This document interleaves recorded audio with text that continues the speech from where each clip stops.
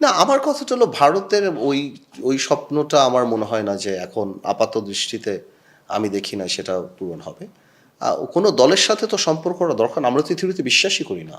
আমরা মনে করি ভারত আমাদের সাথে সম্পর্ক করুক, বাংলাদেশের সাথে সম্পর্ক করুক, বাংলাদেশের মানুষের সাথে সম্পর্ক করুক। একবার একটা ভোটচোর একটা রাজনৈতিক দলকে বারবার ক্ষমতায় নিয়ে সাপোর্ট করে আপনি যদি মনে করেন আপনি ফায়দা নিবেন, হ্যাঁ, না সেটা আর সম্ভব না। সেটা শেষ। That's chapter is closed. বাংলাদেশের মানুষরা বুঝে। আর স্পেশালি এই রিজিম যখন ওপারে চলে গেছে, ভারতে আশ্রয় পেয়েছে, তখন মানুষ আরও বুঝে গিয়েছে যে এটা একটা ভারতেরই সরকার ছিল। আ সুতরাং আমার মনে হয় ইভেন ভারত একটা গ্লোবাল পাওয়ার। হ্যাঁ, ভারতের এখন এই ইন্টারন্যাশনাল পলিটিক্সে ভারতের এই ম্যাচুরিটি আসলেই মানে ভারত তো ফেইল করছে সব জায়গায়। শ্রীলঙ্কায়, পাকিস্তান, নেপাল, মালদ্বীপস এভরিওয়্যার।